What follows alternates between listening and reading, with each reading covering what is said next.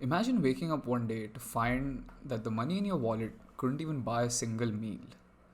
Yesterday, you could treat yourself to a decent dinner at a restaurant, but today, that same money would barely cover a packet of biscuits. Sounds unbelievable, doesn't it? But let me tell you, this isn't a hypothetical. This has happened before, multiple times in history, to people just like you and me. Let's dive into the story of hyperinflation and currency collapse. How does it happen? Why does it happen? And what can we learn from the chaos that follows? A currency collapse or hyperinflation happens when the value of a country's currency falls so dramatically that it becomes practically worthless. It's like having a wallet full of money, but the money can't even buy you basic necessities. Imagine you saved rupees 1 lakh over years, but suddenly that money isn't even enough to buy groceries for 1 week. For instance, imagine being able to buy a kilo of rice today for 50 rupees, but next week when you go to the same store, that same rice is now going to cost you 500 rupees. That is not because the rice has become scarce, but because the money you're using has lost all its value. From first world countries to developing nations, hyperinflation doesn't discriminate.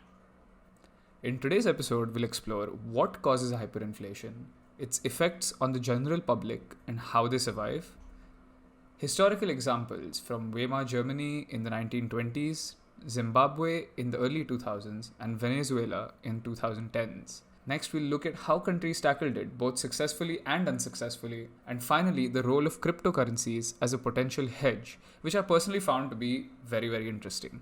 So buckle up, we're about to explore one of the most chaotic and fascinating aspects of economics. Chapter 1. The perfect storm. What causes a currency to collapse? Hyperinflation doesn't just appear out of thin air. It's usually a perfect storm of some bad decisions and external shocks. Let's break it down with examples.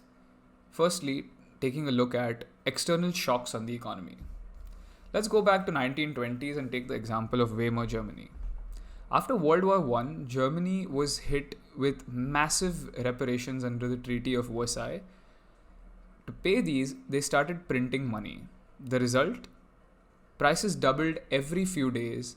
By the time the hyperinflation peaked, people were carrying wheelbarrows of cash to buy basic items like bread. Take a look at this image for a second. Your entire salary can't even buy you breakfast.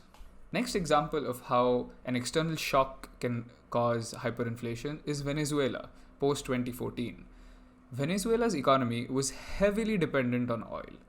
When oil prices crashed in 2014, the country's primary source of revenue completely dried up. Instead of cutting spending or finding alternatives of generating revenue, the government started printing more money to cover the gap. Sounds familiar to the first case, doesn't it? The second reason can be poor economic policies. Let's take a look at Zimbabwe for a second.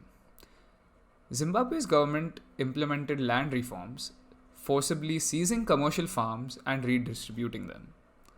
This destroyed agricultural output and led to intense food shortages. To make matters worse, the government began printing money to pay off debts, triggering inflation that peaked at 79 billion% per month. I honestly can't even fathom that kind of number. So from these examples, we can gather that excessive money printing is often the root cause. Think of it this way. If you flood the market with too much money without increasing goods and services, prices will shoot up. It's basic supply and demand.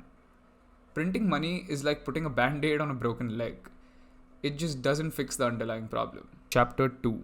The fallout. How does hyperinflation impact people? Now let's talk about what happens to regular people like you and me when hyperinflation hits. Number 1. Savings are wiped out. Imagine a retired couple who saved their entire lives expecting to live comfortably on their savings. One day they wake up to find that the savings that they've worked so hard for can no longer cover a month's rent. In Zimbabwe, pensions were so devalued that retirees were forced to rely on food aid to survive. Number 2 is bartering returns. When money loses its value, people go back to basics. It almost feels like going back to Stone Age. Bartering becomes the norm. For example, a farmer might trade eggs for bread instead of using cash. It's not ideal, but it is survival. Number 3 is foreign currencies take over. In countries like Zimbabwe, people abandoned their local currency and started using the US dollar or the South African rand. This provided some stability but also created inequality because not everyone can get access to foreign currency, right? Number 4 is investing in tangible assets. People started hoarding gold, real estate, or even non perishable food items such as canned beans, for example. Anything that holds value becomes more attractive than paper money, which is always losing value. In Weimar, Germany, workers would rush to spend their wages immediately after being paid, knowing that prices would skyrocket within hours. They get paid by lunch, they would go and spend their entire income because by the time it was dinner time, the prices for the same products would be much higher than they were at lunch. It's so wild to think about. Let's take a look at how countries tackled hyperinflation, both successfully and unsuccessfully. Looking at the successful recoveries, number 1 was Weimar, Germany. To stabilize the economy, Germany introduced the Rentenmark in 1923, a new currency backed by agricultural land and industrial assets. This move slightly helped restore confidence in the monetary system. Additionally, Germany negotiated international loans under the Dawes Plan, allowing the country to rebuild without relying on printing more money. Stopping the excessive printing of currency was crucial in breaking the hyperinflation cycle. In 2009, Zimbabwe abandoned its hyperinflated dollar and adopted a multi-currency system, primarily the US dollar and the South African rand. This effectively halted inflation. However, while it stabilized the economy, it also made Zimbabwe dependent on foreign currencies. The country faced challenges in regaining control over its monetary policy, highlighting both the benefits and limitations of this approach. Among the failures, Venezuela is a distinct example. Venezuela's attempts to tackle hyperinflation largely failed due to a lack of trust in its government. One effort was the introduction of the petro, a cryptocurrency allegedly backed by oil reserves. However, poor implementation, corruption in the system, and a lack of transparency undermined its credibility completely. The government also repeatedly redenominated its currency, removing zeros from banknotes to make transactions manageable. But without addressing the root cause, such as excessive money printing and reliance on oil revenues, these measures were superficial and pretty much ineffective. Next, let's take a look at the role of cryptocurrencies as a hedge. In recent years, cryptocurrencies like Bitcoin and stablecoins like USDT have emerged as lifelines in hyperinflation economies. Why, you ask? Number 1 is that cryptocurrencies are largely decentralized and borderless. Cryptos bypass failing banking systems and are above government control. Secondly, they're a good store of value.